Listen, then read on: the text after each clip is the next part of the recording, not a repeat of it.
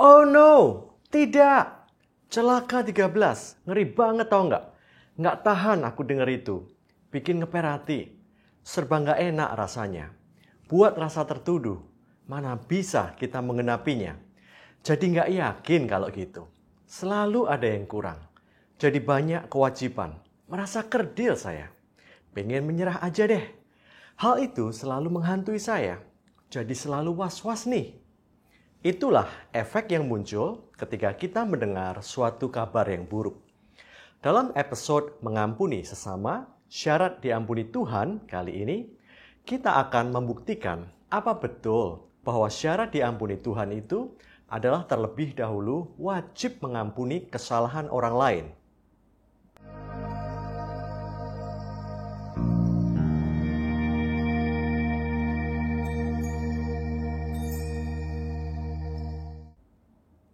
Dalam seri Bad News episode Mengampuni Sesama, Syarat Diampuni Tuhan ini, saya bersama Divine Netizen atau warganet surgawi akan mengeksegesis nasihat Yesus soal doa Bapa kami di Matius 6 ayat 12, 14, 15. Ampunilah kami akan kesalahan kami seperti kami juga mengampuni orang yang bersalah kepada kami.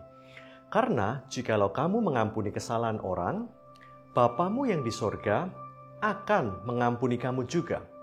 Tetapi jikalau kamu tidak mengampuni orang, Bapamu juga tidak akan mengampuni kesalahanmu. Nasihat doa juga disampaikan Yesus di Markus 11 ayat 25-26. Dan jika kamu berdiri untuk berdoa, ampunilah dahulu sekiranya ada barang sesuatu dalam hatimu terhadap seseorang, supaya juga Bapamu yang di sorga mengampuni kesalahan-kesalahanmu. Tetapi jika kamu tidak mengampuni, maka Bapamu yang di sorga juga tidak akan mengampuni kesalahan-kesalahanmu. Yesus juga menyebut di Lukas 6 ayat 37c, ampunilah dan kamu akan diampuni. Di Matius 18, Yesus lagi-lagi memberi perumpamaan tentang keharusan mengampuni sampai 70 kali 7 kali. Orang yang tidak mengampuni saudaranya dengan segenap hati akan diserahkan kepada algojo-algojo sampai ia melunaskan seluruh hutangnya. Dari ayat-ayat tadi itu, terbentuklah suatu konsep berpikir di antara orang percaya non-Yahudi seperti kita ini. Kepercayaan kita terbentuk bahwa jika kita tidak mengampuni kesalahan orang, maka dosa kita kepada Tuhan tak akan diampuni juga. Alias kita akan dipaketkan ke neraka bersama dosa kita yang tak terampuni itu. Maka kita mengampuni kesalahan orang dengan takut dan terpaksa agar kita selamat dari neraka. Meskipun sebenarnya dalam hati masih berat dan dongkol. Memang sebagian orang bisa mengampuni dengan tulus, tapi ada pula yang mengampuni tidak dengan tulus. Coba kita dalami sejenak logikanya. Kesalahan orang kepada kita bisa mencakup menipu usaha, menggasak uang, menghina harga diri, melecehkan seksual, membunuh anggota keluarga, dan lain sebagainya. Jika Matius 18 diterapkan, kita harus mengampuni perbuatan-perbuatan bejat itu, tak peduli seberapa kejinya. Jika tidak, kita akan diserahkan algojo untuk dihukum, sampai kita bisa melunaskan seluruh hutang kita kepada Tuhan. Kita hutang nyawa kepada Tuhan loh. Mampukah kita membayar hutang nyawa kita kepada Tuhan agar terhindar dari algojo? Soal mengampuni berlaku dua hal. Pertama, pengampunan itu harus tuntas, tak tersisa ganjalan di hati sedikit pun. Kedua, kesalahan semua orang harus beres kita ampuni sebelum kita mati. Soal sudah tuntas atau masih tersisa, ada rekan saya yang berpikir dia sudah tuntas mengampuni kesalahan temannya. Namun 10 tahun kemudian, ia sadar ternyata belum benar-benar selesai. Karena saat bertemu kembali, hatinya masih perih mengenang sakit hati yang disebabkan temannya itu. Berarti dia terancam tak diampuni Tuhan karena masih menyisakan benci kan? Lalu soal kesalahan semua orang harus kita bereskan tanpa tertinggal satu orang pun. Misal, ada ibu yang keburu meninggal padahal masih belum bisa mengampuni pemerkosa dan pembunuh anaknya. Apakah ibu ini tak diampuni Tuhan dan masuk neraka? Betapa labilnya ya fondasi keselamatan kita itu kalau begini. Lalu bagaimana kebenarannya? Bro and sis, semua perintah Yesus sebelum Yohanes 13 itu adalah Taurat untuk orang Yahudi. Baru setelah Yohanes pasal 13, sesaat sebelum penyalipannya, Yesus memberi perintah baru yaitu kasih yang ditujukan termasuk kepada kita orang percaya non-Yahudi ini.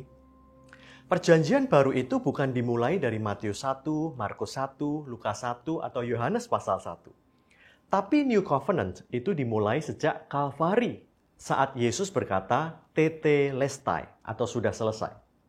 Jadi perjalanan Kristen kita bukan dimulai dari garis start, namun dari garis finish keselamatan. Di garis finish itulah semua pelanggaran kita sudah selesai diampuni. Atas dasar pekerjaan Yesus yang telah selesai inilah, Paulus mengembangkan ajarannya ke jemaat di Roma, Korintus, Galatia, Efesus, Filipi, Kolose, Tesalonika, Timotius, Titus, Filemon, Ibrani, dan selanjutnya. Disinilah orang-orang percaya perjanjian baru mendasarkan imannya, yaitu di atas salib Kristus yang telah paripurna. Ada perbedaan besar antara dasar pengajaran perjanjian lama yang terjadi sebelum salib dengan dasar pengajaran perjanjian baru yang terjadi setelah salib. Di perjanjian lama sebelum salib, yang berlaku adalah kata kerja untuk kata benda. Sedangkan di perjanjian baru setelah salib, yang berlaku adalah kata benda untuk kata kerja. Maksudnya, di perjanjian lama di bawah Taurat, harus kerja mengampuni sesama dulu, baru dapat upah status kata benda diampuni. Sedangkan di perjanjian baru di bawah anugerah, dapat pemberian status kata benda sudah diampuni dulu, baru mengerjakan mengampuni sesama. Di Old Covenant, pengampunan dari Tuhan itu upah dari Tuhan kalau kita berhasil mengampuni orang lain. Di New Covenant, pengampunan dosa kita itu adalah hadiah pemberian yang diberikan dahulu kepada kita sebelum kita bisa mengampuni orang lain. Saudara, kita ini sudah diampuni saat menerima Yesus sebagai Tuhan dan Juru Selamat. Saat mau menganugerahkan pengampunan, Tuhan tidak menunggu dulu, sanggup enggak kita mengampuni yang menjahati kita. Langsung saja Dia menganugerahkan pengampunan itu. Surga itu sudah dijamin. Pintu surga tidak punya sensor yang mendeteksi apakah kita sudah mengampuni atau belum. Akses masuk surga, kata sandi satu-satunya adalah salib dan darah Kristus. Titik. Tetapi hendaklah kamu saling mengampuni, sebagaimana Allah di dalam Kristus telah mengampuni kamu. Semua ayat yang mensyaratkan ampuni dulu baru Allah ampuni, itu terjadi sebelum salib. Nah, setelah salib, kayak di Efesus ini, ayatnya sudah beda. Allah telah ampuni dulu, baru kita disuruh untuk saling mengampuni. Kamu telah dihidupkan Allah sesudah Ia mengampuni segala pelanggaran kita dengan menghapuskan surat hutang yang oleh ketentuan-ketentuan hukum mendakwa dan mengancam kita.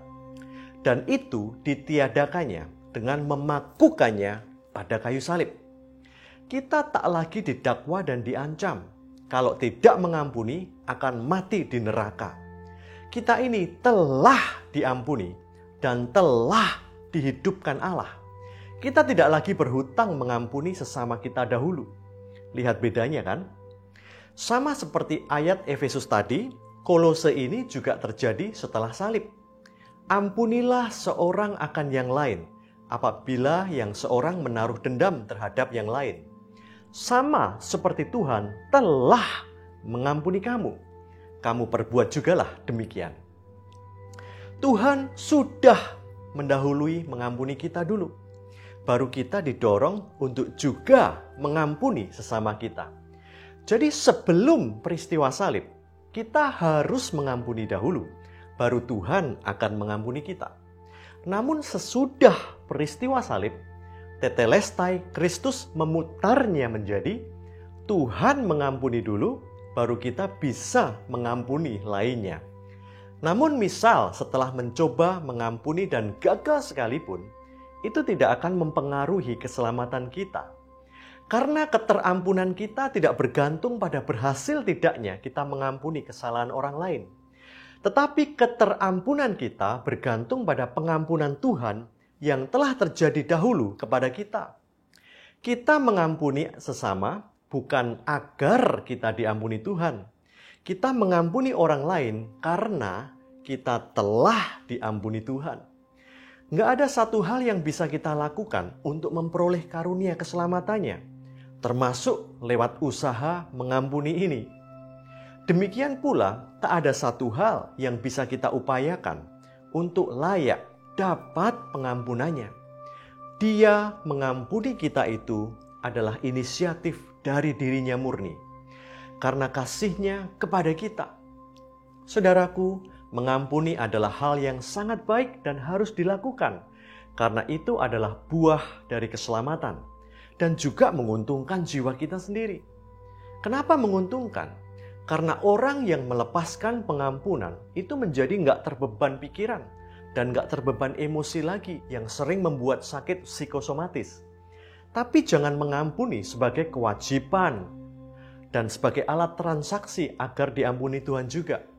Kita itu mengampuni sebagai ucapan syukur atas pengampunannya. Jangan dibalik.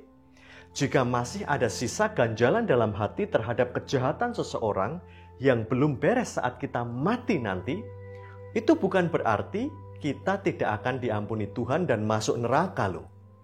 Tugas kita adalah mengampuni sesama sekuat tenaga kita dengan pertolongan Roh Kudus.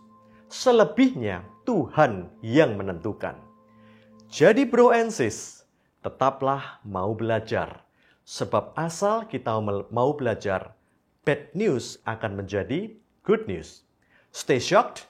Until next, bad news.